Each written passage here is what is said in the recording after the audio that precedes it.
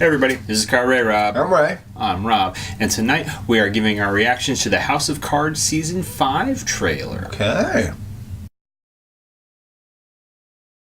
Alright, Ray, so we haven't really done series before. No, not really. But this one is kind of a big one for us, so we thought, hey, we gotta weigh in. Yeah, I actually just got onto House of Cards last year. Last May and June was just Orange is the New Black and House of Cards. That was it. Yeah, I That's remember all I did. about that, I was expecting it to come out in February. Yep, me too. It's now going to come out May 30th. All right, so what are we expecting from House of Cards Season 5? Well, for me, I have to say I'm really hoping for something big. I think one of the big issues I had with 3 and 4 especially is it's almost like they'd written themselves into a corner, and it was like, all right, well, now we have to start having all of these characters completely out of character to be able to keep this series going. Last season with Claire and Frank, and the at odds that they were breaking up that team really kind of hurt it. So I'm hoping we're going to see a more united front in this trailer. To me, when I watch House of Cards, I want to see Claire and Frank on the same team, on the same page, the smartest people in the room as well. A lot of times in seasons 3, especially, nothing they did worked. Yeah. So I'm like, why am I watching these two if everything they do is a complete and utter failure, disaster, and everybody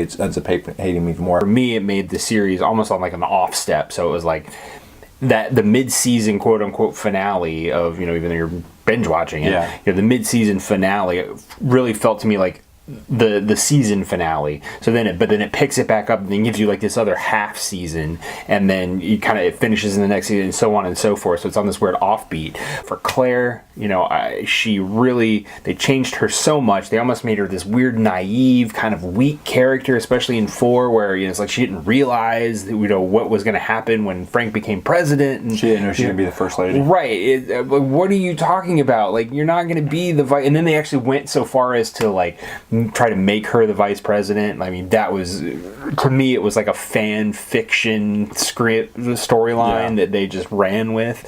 But I'm hoping in this trailer that they're going to pick up the ball and really run with it and kind of, like you said, recapture the magic of the first season. I do think that this show has a history of jumping the cart or whatever. Like, I think they made Frank's ascension was probably a little too quick, and now Claire's, I think, is too quick. Like, I was just fine with her maybe being a senator. I think they could have got the same effect from her character being a strong senator as opposed to having to be vice president. Yeah. But creatively, it might be different, right? The creator has left. Beau Willimon has gone, which does not really bode well for me. I think, a lot of times when you see a series creator, series showrunner walk off, there's usually a downward spiral to follow. Let's check out the trailer. I mean, I'm still really looking forward to the show. I mean, even bad episodes have awesome parts, and Kevin Spacey's addicting to watch. So let's see what we got. Let's see what we got.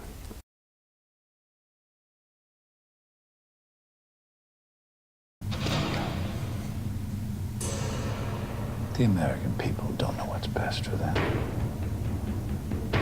I do. I know exactly what they need. Claire. They're like little children, Claire. We have to hold their sticky Wonder Woman. like their filthy mouths. Teach them right from wrong.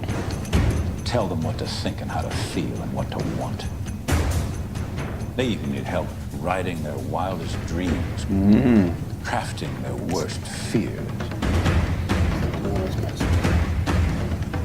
Lucky for them, they have me. Don't mess with Frank. Underwood, 2016, 2020, 2024, 2028, 2032, 2036.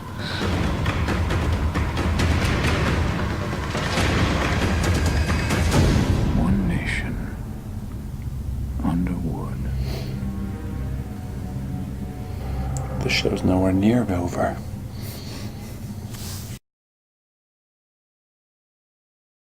Okay. All right. So I think that's kind of maybe in line with where I thought they were going. Frank's starting this war, it appears. Yeah. maybe manufacturing. That's never happened before. No, of course. Different video, different channel. If he starts this war, they'll have to elect him. They're not going to kick him out of office. Right. The evilness is cranked up. Yeah, it's like season 1. Like he was very conniving, very manipulative in season 1. Selfish. But I feel like selfish. But I feel like they've definitely kind of almost taken him into that full-on supervillain. It's almost like he's cracked. Yeah, Which. It could work. Yeah. It could be what it needs. We were talked about that. I feel like with season 3 or 4, they kind of dialed him back a little bit. And in their defense, I think it was partly for the realistic effect of what it would have been like becoming president. Like, it's not that easy to just make this stuff happen and be like you said earlier, the smartest guy in the room. I'll give him the devil's advocate on that. That's probably what they were trying to do. However, that's not why we fell in love with this show. I think that speaks to them doing things too fast. He probably shouldn't have become president after 4 years. I would have liked to seen season 1 Frank longer. Yeah. Because really, he didn't even. He sounds like a bad guy in this trailer. Sure. An antagonist, and I always thought in season 1 he was still more the protagonist. Like, he was a Southern charmer who had he was manipulating things to get things for his friends, to get things that he wanted behind the scenes. His advancement seemed like it was going to be minimal, so it was like no harm, no foul. Yeah. But now it's been cranked up ever since. He was becoming vice president, and the president acts so he can become president, starting a giant war. It's like, all right, well, it's up to 11 now with Frank. And then we go back to Claire. It looks like they're continuing the storyline of her being his vice presidential nominee, which, I mean, don't get me wrong, I have nothing against her as a character. I think the problem with it is for him to be president and for her to be vice president, it like I said, well, considering the path they were on, right? And it really does kind of read as that fan fiction type thing, where it's like, come on, like it's so unrealistic. Like, I will say, everything that they've done up until that move. I felt like it was interesting, but it still worked in the real world. It was a feasible, seemed applicable political maneuver. This kind of jumps the shark.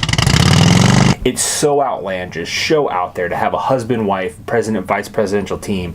It's beyond belief, and I think that's really what's kind of exploded this show for me in my mind, where it's like taking it out of that realm of reality. I think the Clintons, you could say, could possibly have done, could do something like that. So I wouldn't say it's beyond belief, I think they built Claire's character up. Like, I think Claire could totally handle it, but they didn't put her on the path. Like, she started off as a congresswoman and he was the whip. Put her to a congresswoman earlier. Like, maybe it would have made more sense. But you're right, though. It's like, she was running that charity for like the first 2 seasons. Yeah. And now she's going to be vice president, a year and a half. And this actually doesn't even go in years. So this is like 6 months later. Like, first 4 seasons have only been like 2 years. Yeah. So so in the last 6 months, she's gone from a president of a nonprofit to vice president of the United States. Yeah, no, I agree. That's the unbelievable part. And the American people would not know her enough to ever feel comfortable with her being with. Like we do as an audience watching the show. Right. But the American people in that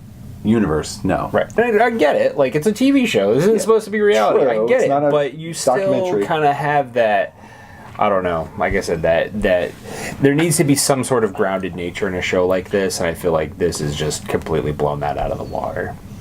All right, Rob. So let's try it. I love the show. Yeah. Despite what it sounds like right now, probably. So, what do you want to see from the show? Like that would get you back, fully on board, like just digging every episode again. They could sell me on this Frank Claire team, vice president team. Now that it's established. Right, like, I guess that's the big thing, is I want them to sell me on it. I'm not on board with it at this point. I think it's completely unbelievable. It's going to be a very uphill battle, but I want them to sell me on it.